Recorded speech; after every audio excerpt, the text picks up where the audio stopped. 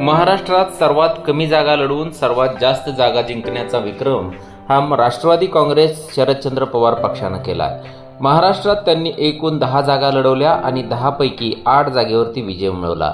या 8 जागा कोणत्या आहेत, या मतदारसंघात राष्ट्रवादी काँग्रेसच्या उमेदवारांना किती मताधिक्य मिळालं, त्यासोबतच त्यांच्या समोर कोणते उमेदवार प्रतिस्पर्धी म्हणून होते याचा आढावा घेणारा हा व्हिडिओ जर आपण यूट्यूबला पाहत असाल तर आमचं यूट्यूब चॅनल सबस्क्राइब करा आणि हा व्हिडिओ जर आपण फेसबुक पेजला पाहत असाल तर आमचं फेसबुक पेज फॉलो आणि लाईक करायला विसरू नका। चला तर पाहू मग महाराष्ट्रातील राष्ट्रवादी काँग्रेस शरदचंद्र पवार पक्षाचे नूतन खासदार आणि त्यांचं मताधिक्य। पहिला मतदारसंघ आहे माढा लोकसभा मतदारसंघ। या मतदारसंघामध्ये धैर्यशील मोहिते पाटील यांनी विजय मिळवला। या ठिकाणी त्यांचे प्रतिस्पर्धी उमेदवार रणजितसिंह नाईक निंबाळकर यांच्यावरती 1,20,837 मतांनी धैर्यशील मोहिते पाटील यांनी विजय मिळवला आहे।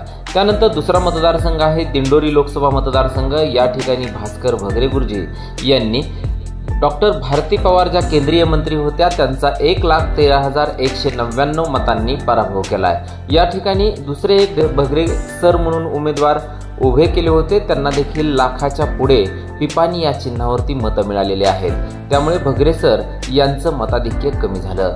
त्यानंतर तिसरा मतदारसंघ आहे वर्धा लोकसभा मतदारसंघ।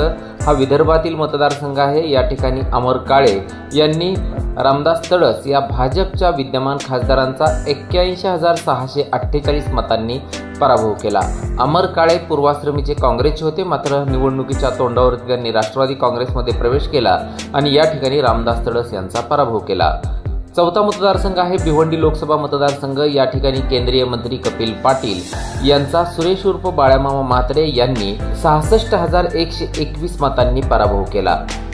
सुरेश उर्फ बाळामामा म्हात्रे यांनी देखील गेल्या काही दिवसांमध्येच राष्ट्रवादी काँग्रेस पक्षामध्ये प्रवेश करत ही जागा राष्ट्रवादी काँग्रेस पक्ष शरदचंद्र पवार पक्षाकडे मिळवून देण्यात मोलाचा वाटा उचलला। त्यानंतर पाचवी जागा आहे शिरूर लोकसभा मतदारसंघ। या ठिकाणी डॉक्टर अमोल कोल्हे हे पुन्हा एकदा निवडून आले। त्यांनी शिवाजीराव आढळराव पाटील यांचा 1,40,951 मतांनी पराभव केला। डॉक्टर अमोल कोल्हे हे यावेळी राष्ट्रवादी शरदचंद्र पवार पक्षाचे उमेदवार होते, तर प्रतिस्पर्धी उमेदवार शिवाजीराव आढळराव पाटील हे राष्ट्रवादी काँग्रेस अजित पवार गटाचे उमेदवार होते। त्यानंतर पुढील 6वा मतदारसंघ आहे अहमदनगर लोकसभा मतदारसंघ। खरं तर हा मतदारसंघ राज्यात खूप चर्चेत होता। या ठिकाणी निलेश लंके यांनी सुजय विखे पाटील या भारतीय जनता पार्टीच्या विद्यमान खासदारांचा 28,929 मतांनी पराभव केला।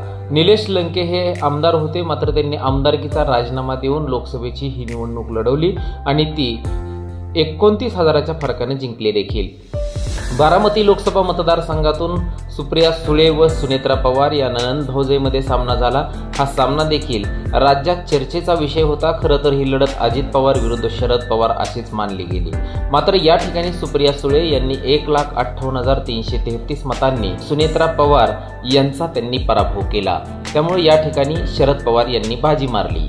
शेवटचा मतदारसंघ आहे बीड लोकसभा मतदारसंघ। खरं तर शेवटच्या फेरीपर्यंत हा मतदारसंघ चर्चेत होता, कारण या ठिकाणी बजरंग सोनवणे यांनी जायंट किलर ठरत महाराष्ट्रात सर्वात चर्चेतली लढत पंकजा मुंडे यांच्यावरती 6,585 मतांनी विजय मिळवत ही जागा खेचून आणली। या ठिकाणची लढत ही राज्यात प्रतिष्ठेची मानली गेली होती। राष्ट्रवादी काँग्रेसच्या या 8 खासदारांमध्ये सुप्रिया सुळे या सर्वाधिक मतांनी तर बजरंग सोनवणे हे सर्वात कमी मतांनी निवडून आलेले खासदार आहेत। मात्र राष्ट्रवादी काँग्रेसच्या उमेदवारांना जवळपास सर्वच मतदारसंघात पिपाणी या चिन्हाचा मोठा फटका बसल्याचं दिसून येतं। यामध्ये शशिकांत शिंदे यांची देखील जागा महत्त्वाची मानली जाते, कारण शशिकांत शिंदे यांचा झालेला पराभवाचा अंक आणि पिपाणी या चिन्हाला मिळालेली मतं यामध्ये देखील साम्य असल्याचं दिसून येतं। त्यासोबतच भगरे गुरुजी या दिंडोरी विधानसभा मतदारसंघात देखील जवळपास लाखाच्या पुढे ही पिपाणी या चिन्हांनी मतं घेतलेली आहेत, तर बीडमध्ये देखील 50,000पेक्षा जास्त मतं ही पिपाणी चिन्हांनी घेतली। त्यासोबतच सर्वच मतदारसंघात पिपाणी या चिन्हाचा बोलबाला यावेळी दिसून आला। आमचा हा व्हिडिओ आपल्याला आवडला तर इतर व्हॉट्सअप ग्रुपवर शेअर करा, तसेच इतर फेसबुक ग्रुपला देखील शेअर करायला विसरू नका। धन्यवाद। हा व्हिडिओ आपल्याला आवडला तर लाईक आणि शेअर जरूर करा, तसेच आमचे यूट्यूब चॅनल सबस्क्राइब करा आणि फेसबुक पेजला लाईक आणि फॉलो करायला विसरू नका। धन्यवाद।